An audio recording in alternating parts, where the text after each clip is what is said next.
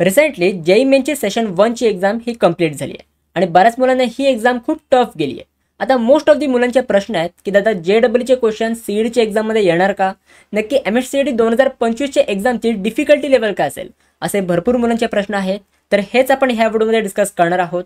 मी तुम्हाला पूर्ण subject wise difficulty level explain करणार आहे.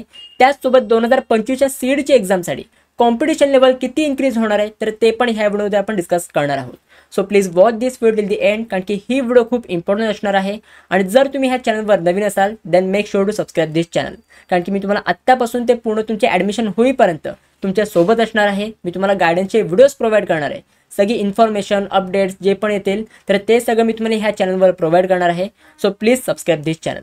So first of all JEE question सीईडीच्या एक्झाममध्ये येणार का, म्हणजे सीईडीची एक्झाम पण JEE एवढी डिफिकल्ट असेल का, असे भरपूर मुलांचे प्रश्न आहेत.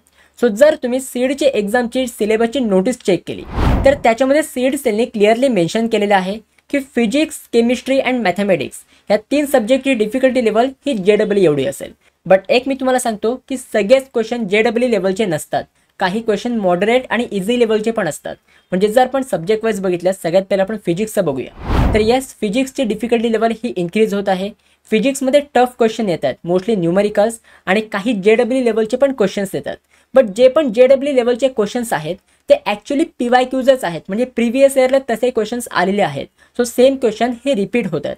काही महिन्यांपूर्वी मी गणितंक सरांसोबत म्हणजेच आपल्या अंकुश सरांसोबत मी पॉडकास्ट घेतला होता आणि त्या पॉडकास्टमध्ये पण सरांनी हेच सांगितलं. सो MHCET के लिए ड्रॉपर हो या पहली बार पढ़ाई कर रहा हो, दोनों बच्चों को पहले पता होना चाहिए कि कंपटीशन का लेवल बहुत बहुत बढ़ गया है. और MHCET जो है ना वो थोड़ा जेई लेवल चला गया है. ये 14 साल से जेई मेंस पढ़ा रहा हूँ तो जेई मेंस के सारे क्वेश्चंस नहीं पूछ रहे हैं वहां पे, लेकिन कुछ क्वेश्चंस है जो जेई मेंस के एज इट इज पूछ रहे हैं. तो वो कौन से कुछ क्वेश्चंस है वो हम बहुत आसानी से आइडेंटिफाई कर पाते हैं एज अ टीचर.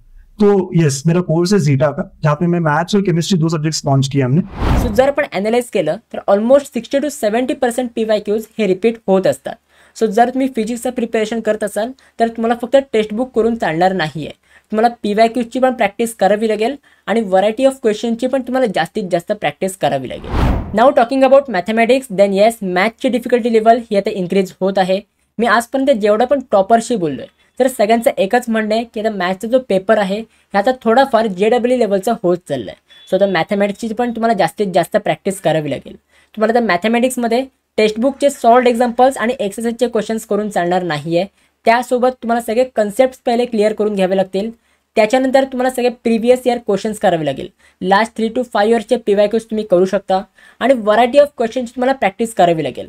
कारण की जर तुम्ही मॅथ्सचे पेपर बघितलात ना तर मॅथ्सचे पेपरमध्ये तुमचे क्वेश्चन जे आहेत हे घुमून फिरून विचारले जातात. म्हणजे जरी तुम्हाला एका क्वेश्चनचा आन्सर येत असेल बट तो क्वेश्चन तुम्हाला अशा प्रकारे विचारला जाईल की त्याच्यामुळे तुम्ही कन्फ्यूज व्हाल. सो त्याच्यामुळे तुम्हाला व्हरायटी ऑफ क्वेश्चनची प्रॅक्टिस करणं खूप गरजेचं आहे, ज्याच्यामुळे तुम्हाला समजेल की नक्की मॅथमॅटिक्समध्ये कसे तुम्हाला क्वेश्चन विचारले जातात. आता जर आपण केमिस्ट्रीचं बघितलं तर केमिस्ट्री हा खूप स्कोरिंग सब्जेक्ट आहे. तुम्ही जस्ट टेक्स्टबुक आणि PYQs करून आरामात तुम्ही 40+ तुम्ही मार्क्स स्कोर करू शकता. म्हणजे जर आपण लास्ट इयरच्या पेपरचं ॲनालिसिस केलं तर लास्ट इयरला काही क्वेश्चन सीईडीच्या एक्झाममध्ये टेक्स्टबुकमधले आहे तसेच विचारले होते. सो त्याच्यामुळे जर तुम्ही टेक्स्टबुक परफेक्टली केलीत त्याचसोबत जर तुम्ही PYQची सुद्धा प्रॅक्टिस केलीत तर आरामात तुम्ही केमिस्ट्रीमध्ये चांगले मार्क स्कोर करू शकता. बट ह्याच्यामध्ये तुम्हाला PYQची पण जास्तीत जास्त प्रॅक्टिस करावी लागेल. म्हणजे ऑलमोस्ट लास्ट 3 to 4 इयर्सच्या PYQची तुम्हाला प्रॅक्टिस करावी लागेल, ज्याच्याने तुम्हाला हे पण समजेल की सीईडी लेवलचे नक्की कोणते क्वेश्चन केमिस्ट्रीमध्ये विचारले जातात. आणि जे पण काही इम्पॉर्टंट टॉपिक्स आहेत जसे की ऑर्गॅनिक केमिस्ट्री, नेमिंग रिएक्शन्स, असे टॉपिक्स जे सीईडीच्या एक्झाममध्ये प्रत्येक वेळी विचारले जातातच, तर हे पण टॉपिक्स तुम्हाला स्ट्रॉंग करावे लागतील. आता कोणते इम्पॉर्टंट चॅप्टर्स आहेत, कोणत्या चॅप्टरला तुम्हाला जास्तीत जास्त प्रायोरिटी दिली पाहिजे. जर तुम्हाला ह्या टॉपिकवर व्हिडिओ पाहिजे असेल तर मला आत्ताच तुम्ही कॉमेंट सेक्शनमध्ये सांगा, मी नक्की तुमच्यासाठी ती व्हिडिओ बनवेल. आता आपण बघूया की नक्की MHCET 2025चे कॉम्पिटिशन किती इन्क्रीज होणार आहे. So there is no doubt की आता सीईडीची कॉम्पिटिशन लेवल ही इन्क्रीज होत आहे आणि ह्या वर्षीच नाही तर दरवर्षी ही कॉम्पिटिशन लेवल ही इन्क्रीज होते. म्हणजे जर आपण 2023चा डाटा ॲनालाइज केला तर अराउंड 6.36 लाख मुलांनी सीईडीच्या एक्झामसाठी रजिस्ट्रेशन केलं होतं. आणि जर आपण 2024चा डाटा ॲनालाइज केला म्हणजे लास्ट इयरचा जर आपण डाटा ॲनालाइज केला तर 7 लाख मुलांनी सीईडीच्या एक्झामसाठी रजिस्ट्रेशन केलं होतं. म्हणजे तुम्ही बघू शकता की ह्याच्यामध्ये नंबर ऑफ स्टुडंट किती इन्क्रीज झाले आहेत. सो मे बी ह्या वर्षी पण तुमचे सीईडीचे रजिस्ट्रेशन इन्क्रीज होऊ शकतात.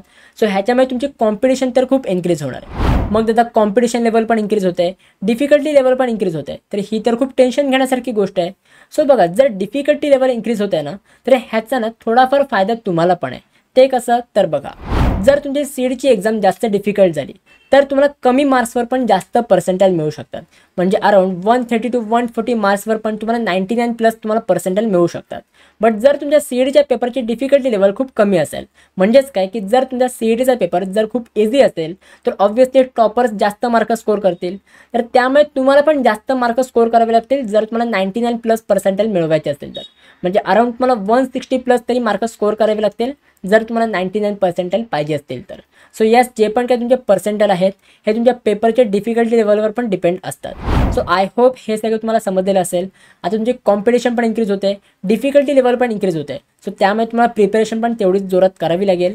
जेवढे पण मुलं आता क्लास 12मध्ये आहेत, बोर्ड एक्झामचं प्रिपरेशन करतात, त्यांनी सध्या आता बोर्ड एक्झामवर फोकस करा, कारण की तुमची बोर्ड एक्झाम खूप जवळ आली आहे. सो तुम्हाला प्रायोरिटी बोर्ड एक्झामला द्यावी लागेल. बाकी जेवढी पण मुलं ड्रॉपर्स आहेत तर त्यांनी सीडची प्रिपरेशन ही कंटिन्यू ठेवा. मला कोणत्या टॉपिकवर व्हिडिओ पाहिजे तर तेही मला कॉमेंट सेक्शनमध्ये सांगा. आणि जर अजून काय तुम्हाला सजेशन्स असतील तर ते पण तुम्ही मला कॉमेंट सेक्शनमध्ये देऊ शकता. सो गाइस, आय होप ह्या व्हिडिओमध्ये जे पण मी तुम्हाला सांगितलं आहे हे सगळं तुम्हाला समजलेलं असेल. जर ह्याच्यामध्ये काही पण डाऊट असेल तर तुम्ही मला कॉमेंट सेक्शनमध्ये विचारू शकता. आणि पर्सनली मला कॉन्टॅक्ट करायचं असेल तर तुम्ही मला इंस्टाग्रामवर पण कॉन्टॅक्ट करू शकता. इंस्टाग्रामची पण लिंक मी तुम्हाला डिस्क्रिप्शन बॉक्समध्ये प्रोव्हाइड केलेली आहे. So guys, that's it for this video. कशी वाटली तुम्हाला ही व्हिडिओ? आवडली असेल तर नक्की लाईक करा, शेअर करा, सबस्क्राईब करा. भेटूया पण पुढच्या व्हिडिओमध्ये. तोपर्यंत बाय बाय, सी या and have a good day.